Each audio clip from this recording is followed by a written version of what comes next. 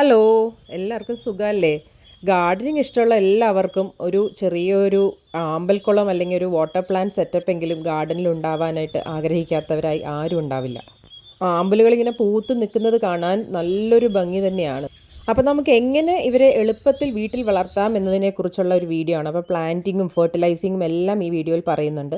അപ്പോൾ നിങ്ങൾക്ക് ഉപകാരപ്പെടുമെന്ന് വിചാരിക്കുന്നു. ഇതിൽ കാണിച്ചിരിക്കുന്നത് പോലെ പോട്ട് ഇൻ പോട്ട് മെത്തേഡ്, അതായത് ഒരു ചെറിയ ചട്ടിയിൽ നട്ടതിന് ശേഷം അതിനെ വലിയ ടബിലേക്ക് ഇറക്കി വെച്ചിട്ട് നമുക്ക് വളർത്താം. പക്ഷേ ഇങ്ങനെ ചെയ്യുമ്പോൾ നമ്മൾ ഫ്രീക്വൻ്റ് ആയിട്ട് ഫെർട്ടിലൈസ് ചെയ്തില്ലെങ്കിൽ ഈ പൂക്കളുടെ സൈസ് വളരെ ചെറുതായി പോകുന്നു. അതുകൊണ്ട് ബെറ്റർ മെത്തേഡ് എന്ന് പറയുന്നത് ഡയറക്റ്റ് ടബിലേക്ക് തന്നെ നടുന്നതാണ്.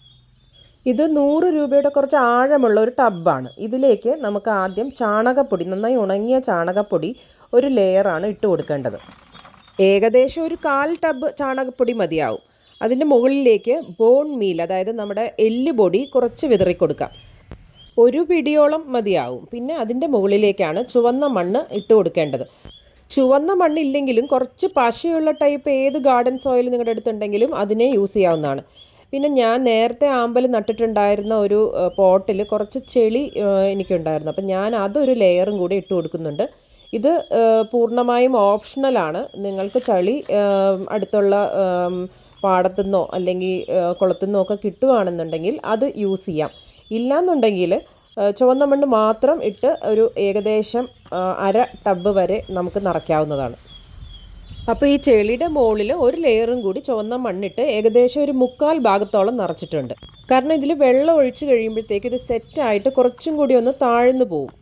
അപ്പം നമ്മൾ ഓൺലൈനായിട്ട് ചെടി ഓർഡർ ചെയ്യുന്നതിന് മുന്നേ ആയിട്ട് തന്നെ ഏകദേശം ഈ ടബ് റെഡിയാക്കി വെക്കുകയാണെങ്കിൽ ചെടി കേടുകൂടാതെ വേഗം തന്നെ നമുക്ക് നടാം.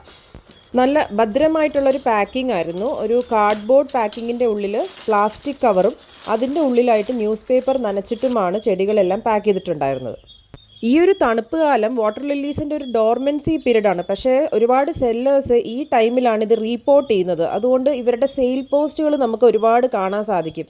അതുകൊണ്ട് നമുക്ക് വാട്ടർ ലില്ലീസ് വാങ്ങിക്കാൻ ഏറ്റവും ബെസ്റ്റ് ടൈം ഇപ്പോൾ തന്നെയാണ്. ട്രോപ്പിക്കൽ വാട്ടർ ലില്ലീസാണ് നമ്മൾ വാങ്ങിക്കുന്നതെന്നുണ്ടെങ്കിൽ ടബിൻ്റെ നടുഭാഗത്ത് ചെറിയൊരു ഗ്യാപ്പ് ഉണ്ടാക്കിയിട്ട് ഈ ക്രൗൺ അധികം കുഴിഞ്ഞു പോകാത്ത രീതിയിൽ നമുക്ക് നട്ടുവെക്കാം.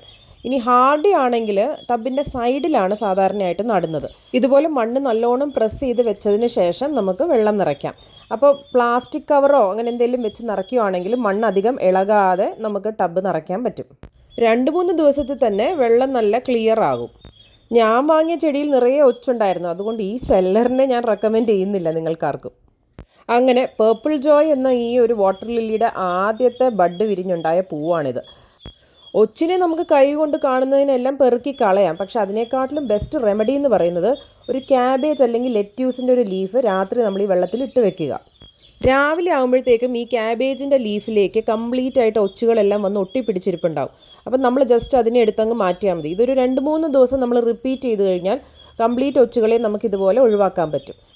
ഏതൊരു വാട്ടർ പ്ലാന്റ് സെറ്റപ്പിലും നമ്മൾ ഗപ്പീസിനെ വളർത്തുവാണെങ്കിൽ കൊതുകിൻ്റെ ശല്യം നമുക്ക് ഇല്ലാതാക്കാം.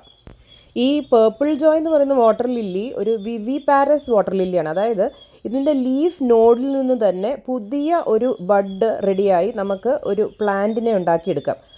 വിവിപാരസ് ആയിട്ടുള്ള എല്ലാ വാട്ടർ ലില്ലീസും ഇതുപോലെ നമുക്ക് പുതിയ പ്ലാന്റ് ഉണ്ടാക്കിയെടുക്കാൻ ഒരു മെച്ചോർഡ് ആയിട്ടുള്ള ഒരു ലീഫിനെ നമ്മൾ പൊട്ടിച്ച് വെള്ളത്തിൽ കമിഴ്ത്തിയിടുക. അപ്പോൾ കുറച്ച് ദിവസങ്ങൾക്ക് ശേഷം വേരും എല്ലാം വന്ന് ഒരു പുതിയ പ്ലാന്റ് ഡെവലപ്പ് ചെയ്യും. കുറച്ച് ദിവസം വെള്ളത്തിൽ കിടക്കുമ്പോൾ തന്നെ ഈ മെച്ചോർഡ് ലീഫ് ചീഞ്ഞു പോയി ഈ പ്ലാന്റ്ലെറ്റ്, അതായത് ഈ ചെറിയ തൈ മാത്രമായിട്ട് ബാക്കി വരും. അതിനെ നമുക്ക് മാറ്റി നട്ടു കഴിഞ്ഞാൽ പുതിയൊരു ചെടിയായി നമുക്ക് വളർത്തിയെടുക്കാം. ഇതുപോലെ നോഡ്സിൽ ഒരു ബൾജിങ് ഉള്ള ടൈപ്പ് ലീഫ് വേണം തിരഞ്ഞെടുക്കാനായിട്ട്. നിറയെ പൂക്കൾ ഉണ്ടാവാൻ നല്ലോണം വെയിൽ കിട്ടുന്നൊരു ഭാഗത്ത് വേണം ഈ സെറ്റപ്പ് വെക്കാൻ. വാട്ടർ ലില്ലീസിനും ലോട്ടസിനും ഒക്കെ ഫെർട്ടിലൈസ് ചെയ്യാനായിട്ട് ഇതുപോലത്തെ NPK ടാബ്ലറ്റ് ഓൺലൈനായിട്ട് നമുക്ക് കിട്ടും.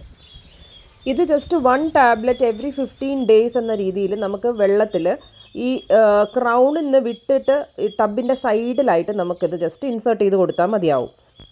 ഇതുപോലത്തെ ടാബ്ലറ്റ്സ് കിട്ടിയില്ലെങ്കിലും കുഴപ്പമില്ല. നിങ്ങളുടെ കയ്യിൽ NPKയുടെയോ അല്ലെങ്കിൽ DAPയുടെയോ ഗ്രാന്യൂൾസ് ഉണ്ടെങ്കിൽ ഒരു ചെറിയ പേപ്പർ കഷ്ണത്തിൽ ഇത് പൊതിഞ്ഞ് വെച്ചിട്ട് അത് ടബിൻ്റെ സൈഡിലേക്ക് വെച്ച് കൊടുത്താലും മതി. അപ്പം നിങ്ങളെല്ലാവരും വാട്ടർ ലില്ലീസ് വാങ്ങിക്കുമ്പോൾ ഇതുപോലെ ചെയ്ത് നോക്കൂ കേട്ടോ. Happy gardening everyone.